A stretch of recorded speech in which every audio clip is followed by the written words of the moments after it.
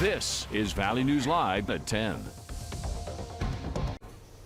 Good evening, everyone. As inflation continues its hold on the U.S. economy, today the Federal Reserve announced yet another jump in interest rates. It's the fifth time the feds have raised interest rates just this year. Valley News Team's Shay Taylor has details, including how this move could impact you.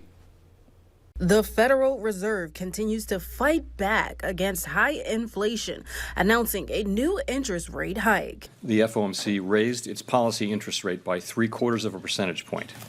And we anticipate that ongoing increases will be appropriate. And some local consumers say they're disturbed by the news. Everything is so high already, and it's hard to live even when you're out there working 40 hours a week. The hike could create a domino effect, impacting things like mortgage and credit card interest rates. Banks do have the potential to increase rates. Most credit card companies base their variable rates on prime rates, which is tied to the federal funds rate. And any increases in APR means it may take longer to pay down existing credit card debt. I think that's a ripoff and a scam for people having credit cards because they're not going to get ahead to pay off their bills. Dr. Angel Coretti, an assistant professor of finance at Concordia College, says he foresees the rate increase impacting those seeking new credit cards. And he says those who already have debt could fall deeper. Well, some people, they borrow more money to pay money that they owe. So they get a new credit card to pay old credit cards. And so, for example, the new credit cards they get, they would be borrowing at a higher rate. Coretti says if you are looking for a new card, the time to apply is now. I would say go ahead and get one now. The Fed has said that they will keep on increasing rates in the future. Inflation does not seem to be going away. In Fargo, Nishay Taylor, Valley News Live. Experts say most people are likely to get the lower end of a variable rate if you have an excellent credit score. But if you have a lower score, you may pay the higher end. Another thing that is not rising but actually falling anymore has been the temperatures outside, really starting to feel like fall. First Alert Storm Team Chief Meteorologist Hutch Johnson joins us now with the details. Hutch. Justin, thanks so much. Good evening, everyone. You're looking at that shot from the Grand Forks area and a few clouds still lingering in the skies. Clouds will slow how fast we get cold, so if you see clouds overhead, it's a good thing if you don't like the frost potential. Hey, is it too early for frost around here? Well, not really. September 13th is the average first date of frost. In Grand Forks, we're well past that. In fact, normally by this date, we've had a freeze in Grand Forks. Here's your frost advisory, mainly north of Highway 200 and out to the west in the Cheyenne River Valley. Fargo, Grand Forks, Hawley, Detroit Lakes, and Point South not included. But Hutch says we were the coldest in the region last night. I think we have a shot at seeing some frost in and around the FM area. Good idea to cover the plants. Check out temperatures right now. 45 Jamestown, holding on to 50, and those clouds in Grand Forks making an impact, as we just said. 53 there. But a closer look. Ooh, 43. Hey, we're up 2 degrees now in Cooperstown from just 15 minutes ago. So kind of oscillating right around 40 degrees there, not far from the 30s. Clear and quiet this evening. Temperatures are going to be on their way down through the 40s and into the 30s. How low will we go? I'll have hour-by-hour details on a frosty morning, and we'll talk about a very good chance of rain before we close out the work week as well. Details here in just a few moments. A chilly start. Thanks, Hutch. New tonight at 10, jury selection began today in Thief River Falls in the trial for an Oakley, Minnesota man accused of killing his wife. 46-year-old Eric Reinbold faces 2 counts of second-degree murder.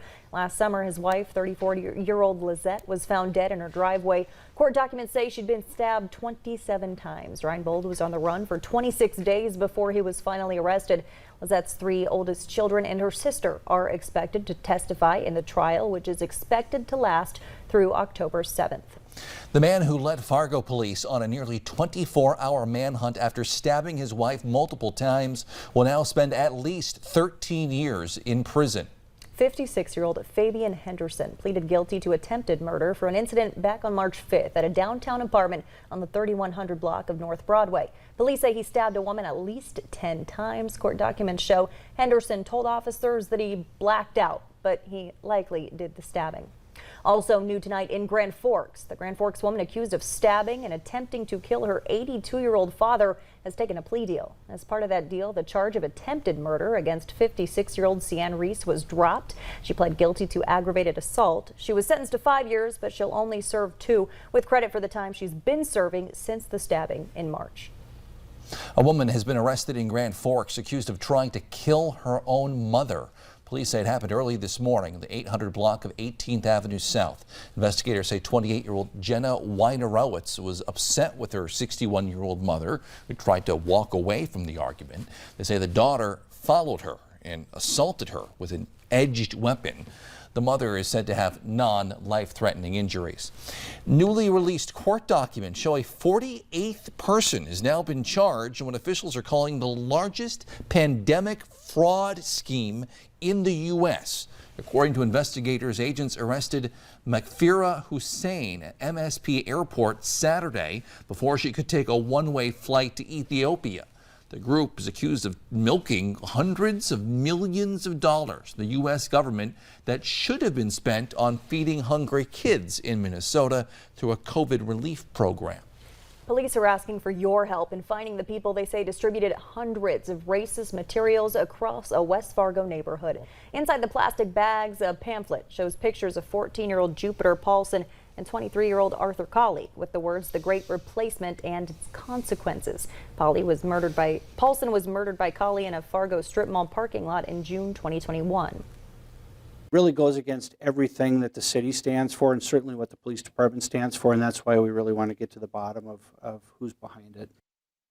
Well, experts say the great replacement theory is often touted by white supremacist groups, claiming people of color are being brought to the U.S. to replace white voters, trying to achieve some political agenda.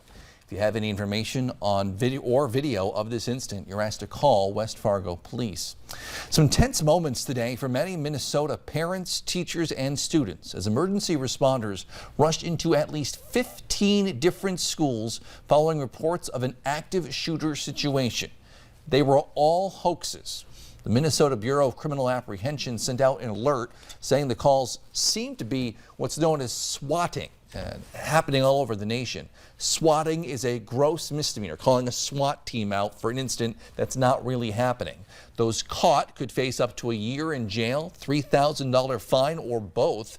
If someone is hurt or killed as a result, it can become a felony, and the person responsible could receive a 10-year prison sentence.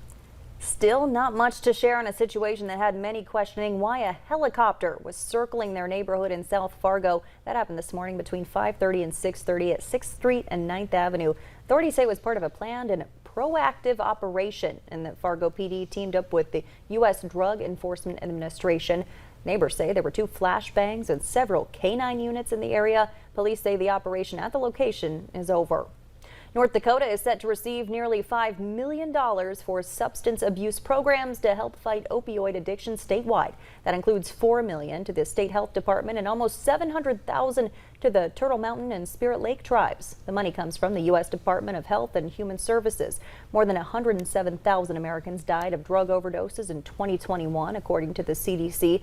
That's the most ever, and more than twice as many as just 5 years ago. The former acting U.S. attorney for North Dakota received his robe and gavel earlier today in Fargo. Judge Nick Chase was seated on North Dakota's district court. He took time to thank those who helped him get to that point, including his family, colleagues, Attorney General Drew Wrigley, and Governor Doug Burgum.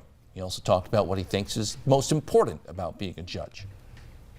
Humility leads a judge to understand that he or she is not above the law, that we are servants of the law, and humility leads a judge to follow the law. And so, ultimately, humility really is a judge's best tool. Chase's judicial district covers Cass, Steele, and Trail counties. Still to come on Valley